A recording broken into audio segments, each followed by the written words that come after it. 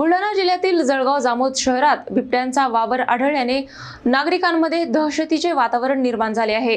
विविध ठिकाणच्या सीसीटीव्हीमध्ये बिबट्यांच्या हालचाली कैद झाल्या असून प्रशासनाने नागरिकांना सतर्क राहण्याचे आवाहन केले आहे। सातपुडा पर्वताच्या पायथ्याशी वसलेल्या बुलढाणा जिल्ह्यातील जळगाव जामोद शहरात बिबट्यांच्या वावराने खळबळ उडाली आहे।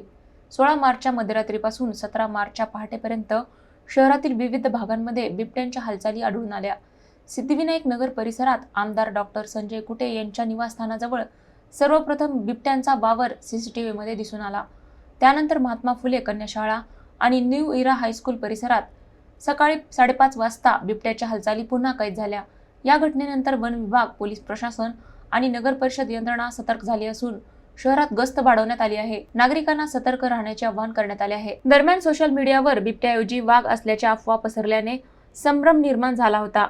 मात्र वनपरीक्षक अधिकारी निलेश काळे यांनी अशा अफवांवर विश्वास न ठेवण्याचे आणि संशयास्पद हालचाल दिसल्यास तात्काळ प्रशासनाशी संपर्क साधण्याचे आवाहन केले आहे। मात्र वनपरीक्षक अधिकारी निलेश काळे यांनी अशा अफवांवर विश्वास न ठेवण्याचे आणि संशयास्पद हालचाल दिसल्यास तात्काळ प्रशासनाशी संपर्क साधण्याचे आवाहन केले आहे।